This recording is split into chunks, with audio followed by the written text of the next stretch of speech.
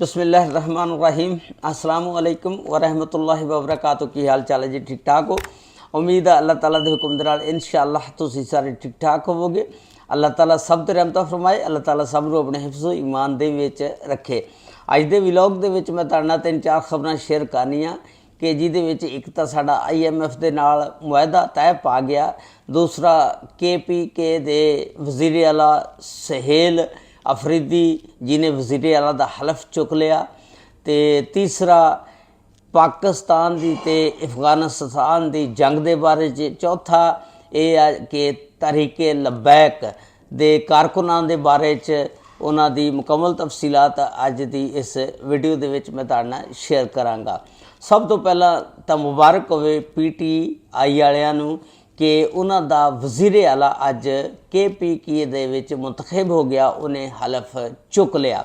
लेकिन बाद लोगों नूं काफियां नूं ये सी शको शुबा कि यह हलफ जिहड़ी गौरमेंट उन्होंने चुकन नहीं देगी, लेकिन इहदे विच गौरमेंट जिहड़ी आ हार गई आ और इंतजामिया जिन्नी भी आ फेल हो गई आ।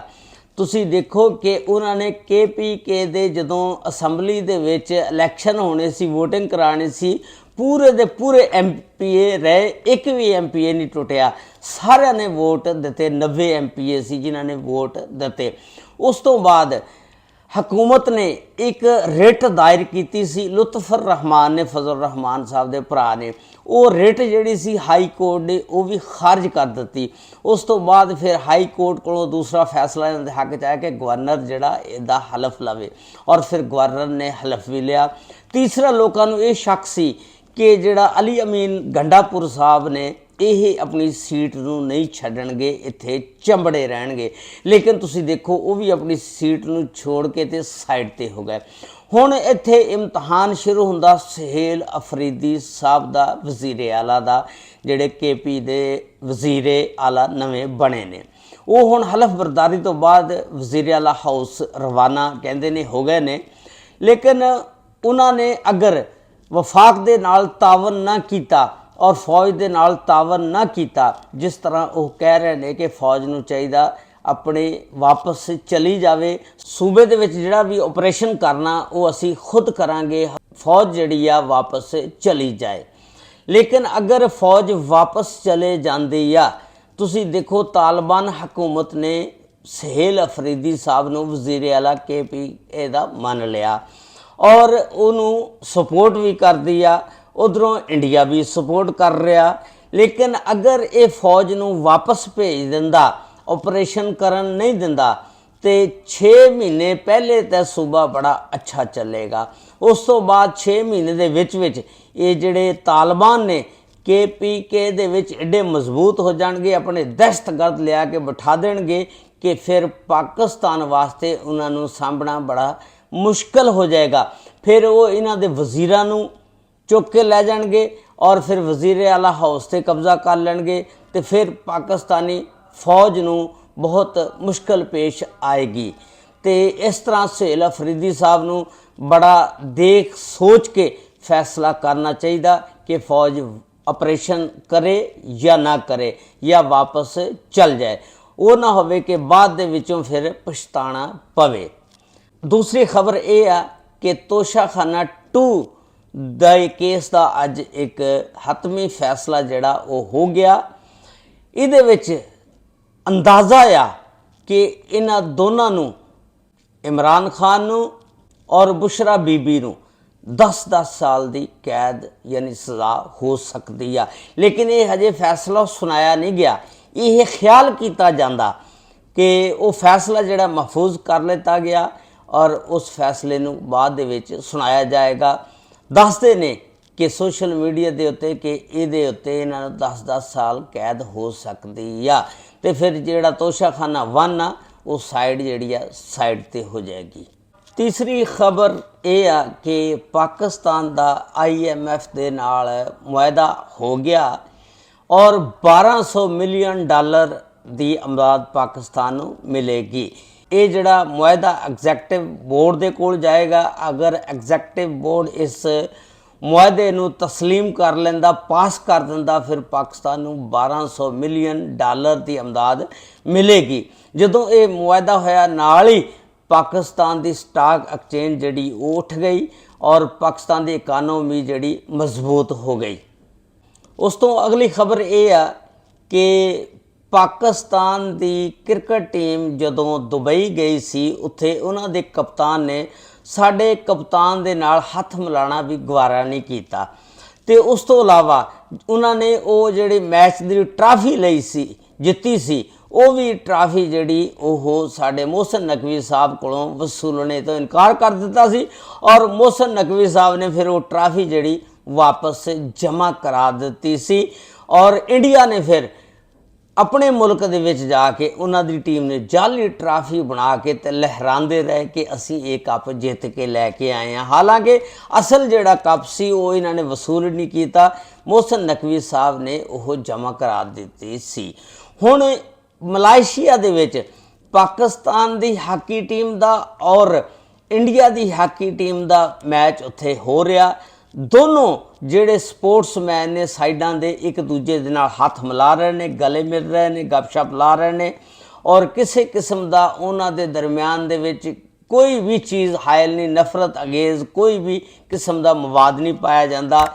ਦੋਨੋਂ ਟੀਮਾਂ ਇੱਕ ਦੂਜੇ ਦੇ ਨਾਲ ਹੱਸੀ ਖੁਸ਼ੀ ਦੇ ਨਾਲ ਮਜ਼ਾਕ ਕਰ ਰਹੀਆਂ। ਸਮਝ ਨਹੀਂ ਆਉਂਦੀ ਇਹ ਦੋਗਲਾਪਨ ਕਿਉਂ ਆ ਕਿ ਕ੍ਰਿਕਟ ਟੀਮ ਜਿਹੜੀ ਆ ਉਹਨੇ ਸਾਡੇ ਕਪਤਾਨ ਦੇ ਨਾਲ, ਉਹਨਾਂ ਦੇ ਕਪਤਾਨ ਨੇ ਹੱਥ ਮਿਲਾਉਣਾ ਗਵਾਰਾ ਨਹੀਂ ਕੀਤਾ ਤੇ ਇੱਥੇ ਜਿਹੜਾ ਮਲੇਸ਼ੀਆ ਦੇ ਵਿੱਚ ਹਾਕੀ ਮੈਚ ਖੇਡਿਆ ਜਾ ਰਿਹਾ ਉਹਦੇ ਵਿੱਚ ਦੋਨੋਂ ਸਾਈਡਾਂ ਆਪਸ ਵਿੱਚ ਹੀ ਗੱਪਸ਼ਪ ਦੋਨੋਂ ਖਿਲਾੜੀ ਲਾ ਰਹੇ ਨੇ। ਕਿਸੇ ਕਿਸਮ ਦਾ ਉਹਨਾਂ ਦੇ ਜ਼ਿਹਨ 'ਚ ਇਸ ਤਰ੍ਹਾਂ ਦਾ ਕੋਈ ਵੀ ਫਿਤਨਾ ਜਾਂ ਸਵਾਲ ਜ਼ਿਹਨ ਦੇ ਵਿੱਚ ਨਹੀਂ ਆ ਰਿਹਾ, ਬੜੇ ਹੱਸੀ ਖੁਸ਼ੀ ਖੇਡ ਰਹੇ ਨੇ। ਉਸ ਤੋਂ ਬਾਅਦ ਜਿਹੜੀ ਤਹਿਰੀਕ ਲਬੈਕ ਯਾ ਰਸੂਲullah ਦੇ ਅਕਾਊਂਟਸ ਜਿੰਨੇ ਵੀ ਨੇ ਬਾਹਰ ਦੇ ਮੁਲਕਾਂ ਤੋਂ ਚੱਲ ਰਹੇ ਨੇ ਤੇ ਉਹਦੇ ਖਿਲਾਫ ਹਕੂਮਤ ਨੇ ਐਕਸ਼ਨ ਲੈਣਾ ਸ਼ੁਰੂ ਕਰ ਲਿਆ ਔਰ ਤਕਰੀਬਨ 100 ਤੋਂ ਜ਼ਿਆਦਾ ਐਕਟਿਵ ਅਕਾਊਂਟ ਨੇ ਜਿਹੜੇ ਸਾਊਦੀ ਅਰਬ, ਓਮਾਨ, ਮਸਕਤ, ਰਿਆਜ਼ ਜਾਂ ਦੁਬਈ ਜਾਂ ਕਿਸੇ ਮੁਲਕ ਤੋਂ ਵੀ ਚੱਲ ਰਹੇ ਨੇ। ਹਕੂਮਤ ਨੇ ਫੈਸਲਾ ਕੀਤਾ ਕਿ ਉਹਨਾਂ ਮੁਲਕਾਂ ਦੇ ਵਿੱਚੋਂ ਉਸ ਬੰਦਿਆਂ ਨੂੰ ਪਕੜ ਕੇ ਲਿਆ ਕੇ ਉਹਨਾਂ ਉੱਤੇ ਮੁਖਤਲਿਫ ਕਿਸਮ ਦੇ ਮੁਕੱਦਮਾਤ ਚੱਲਣਗੇ। ਇੰਸਦਾਦ ਦਹਿਸ਼ਤਗਰਦੀ ਦੇ ਮੁਕੱਦਮਾਤ ਦਫਾ ਉਹਨਾਂ ਉੱਤੇ ਲਾਈ ਜਾਏਗੀ ਔਰ ਜਿਸ ਤਰ੍ਹਾਂ 9 ਮਈ ਵਾਲੇ ਬੰਦਿਆਂ ਨੂੰ ਸਜ਼ਾਵਾਂ ਹੋਈਆਂ ਇਸੇ ਤਰ੍ਹਾਂ ਉਹਨਾਂ ਨੂੰ ਸਜ਼ਾਵਾਂ ਹੋਣਗੀਆਂ।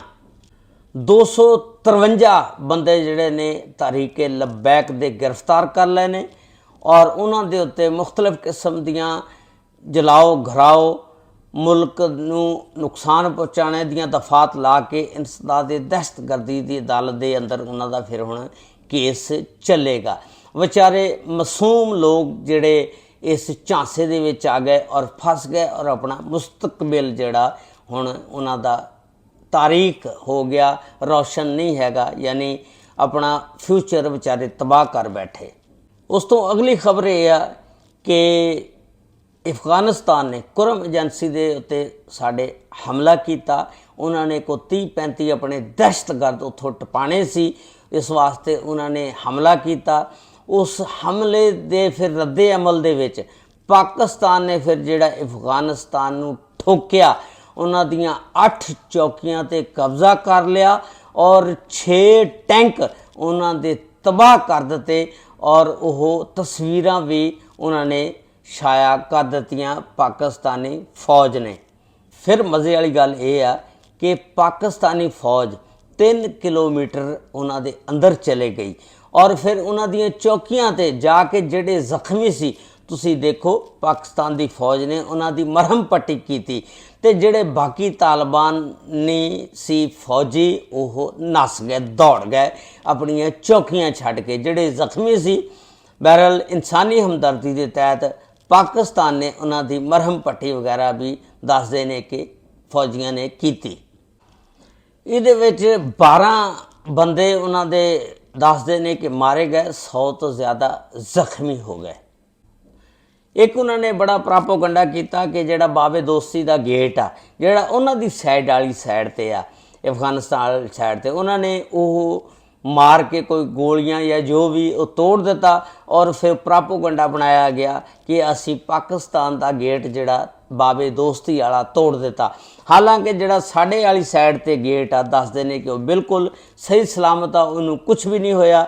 ਉਹਨਾਂ ਨੇ ਆਪਣੀ ਸਾਈਡ ਵਾਲਾ ਹੀ ਗੇਟ ਤੋੜ ਲਿਆ, ਜਾਂ ਤਾਂ ਫਿਰ ਉਹਨਾਂ ਨੂੰ ਕੋਈ ਫਾਇਰ ਨਹੀਂ ਮਾਰਨਾ ਆਇਆ ਜਿਹੜਾ ਸਾਡੇ ਗੇਟ ਨੂੰ ਲੱਗਦਾ, ਲੇਕਿਨ ਉਹ ਪਤਾ ਨਹੀਂ ਗਲਤ ਫਹਿਮੀ ਦੇ ਨਾਲ ਉਹਨਾਂ ਦੇ ਗੇਟ ਨੂੰ ਲੱਗ ਗਿਆ, ਉਹਨਾਂ ਨੇ ਆਪਣਾ ਹੀ ਗੇਟ ਤੋੜ ਲਿਆ।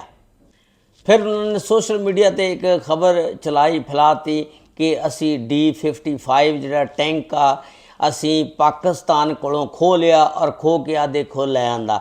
ਹਾਲਾਂਕਿ D55 ਟੈਂਕ ਜਿਹੜਾ ਉਹ ਰੂਸ ਦਾ ਆ, ਰੂਸ ਨੇ ਕਦੇ ਪਾਕਿਸਤਾਨ ਨੂੰ ਟੈਂਕ ਨਹੀਂ ਦਿੱਤੇ, ਤੇ ਉਹ ਪਹਿਲੇ ਦੌਰ ਦਾ ਹੀ ਕਿਤੇ ਟੈਂਕ ਪਿਆ ਤੇ ਉਹਨੂੰ ਚੱਕ ਕੇ ਤੇ ਸ਼ੋਸ਼ਾ ਆਪਣੀ ਬਣਾ ਰਹੇ ਨੇ ਕਿ ਅਸੀਂ ਪਾਕਿਸਤਾਨੀਆਂ ਕੋਲੋਂ ਟੈਂਕ ਜਿਹੜਾ ਉਹ ਖੋਹ ਲਿਆ। ਲੇਕਿਨ ਗੱਲ ਇਹ ਆ ਯਾਰ ਕਿ ਹੁਣ ਇਹ ਇੰਡੀਆ ਦਾ ਸਾਰਾ ਕੰਮ ਕੀਤਾ ਹੋਇਆ, ਗੱਠਜੋੜ ਕੀਤਾ ਹੋਇਆ।